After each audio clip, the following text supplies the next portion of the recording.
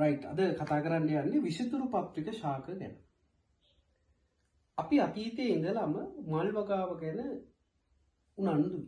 අපි ගෘහස්ත පරිසරයේ බාහිර පරිසරයේ මල් වගාව සිදු කරනවා. අරමුණු දෙකක් සඳහා තමයි අපි මල් වගාව කරන්නේ. එකක් විනෝදාස්වාදයේ සඳහා. ඒ වගේම වාණිජ මුදල් ලිපීමක් කරගෙනත් මල් වගාව අතීතයේ ඉඳලා වර්තමානයේ දක්වාම තාමත් සුලභව සිද්ධ වුණ දෙයක්. නමුත් වර්තමානයේ වන විට මල් වගාවට අමතරව විසිතුරු පත්‍රික ශාක කියනවා නැත්නම් විචිත්‍ර පත්‍ර තියෙන ශාක වගා කිරීම සිද්ධ කරනවා. මේක ප්‍රධාන අරමුණක් තමයි විනෝදාස්වාදය පරිසරය ලස්සන කරගන්න අපි විසිතුරු පත්‍රික ශාක වගා කරනවා. ඊට අමතරව වාණිජව මුදල් උපයා ගන්න පුළුවන් මේ විසිතුරු පත්‍රික ශාක වගා කරලා. අපි විසිතුරු පත්‍රික ශාක මල් වගාවට වඩා ඉතාමත් පහසුවෙන් අපිට සිද්ධ කරගන්න පුළුවන්. ඒකට හැදෙන ලෙඩ රෝග, ඒ වගේම අවශ්‍ය තත්ත්වයන් ඉතාමත් සීමිතයි. ඉතින් අපිට ඉතාමත් හොඳ ආදායමක් ගන්න පුළුවන් විසිතුරු පත්‍රික ශාක වගා කරලා. මං ගාව දැන් තියෙනවා විසිතුරු පත්‍රික ශාක දෙකක්. මේ තියෙන්නේ Song of India කියන විසිතුරු පත්‍රික ශාකේ ඉතාමත් වර්ණවත් ශාකයක් මේක.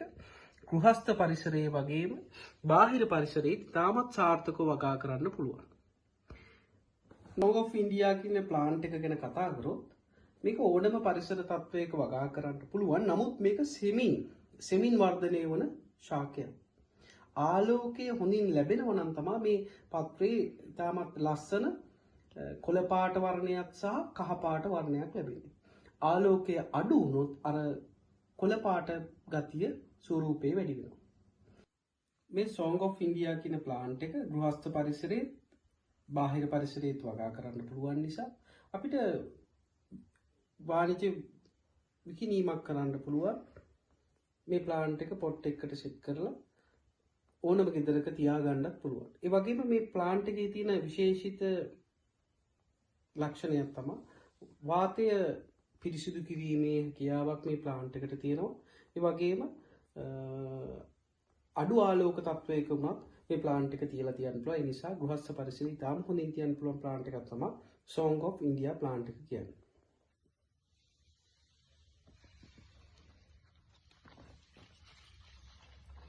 මේ තියෙන්නේ ඉතාමත් ජනප්‍රිය විසිතුරු පත්‍රික ශාකයක්. ඉතාමත් පහසුවෙන් වර්ධනය වෙන්න. මේකට අපි කියනවා මනි ප්ලාන්ට් කියලා. ඉතාමත් ලස්සන විසිතුරු පත්‍රික ශාකයක්. මේක නිකන් හાર્ට් එක ෂේප් එකක් තියෙන. ලස්සන කොළ පාටක් එක්ක කහ පාටින් වර්ණවත් වෙලා තියෙනවා. මේ මනි ප්ලාන්ට් එක වැලක් විදිහට තමයි වර්ධනය වෙන්නේ.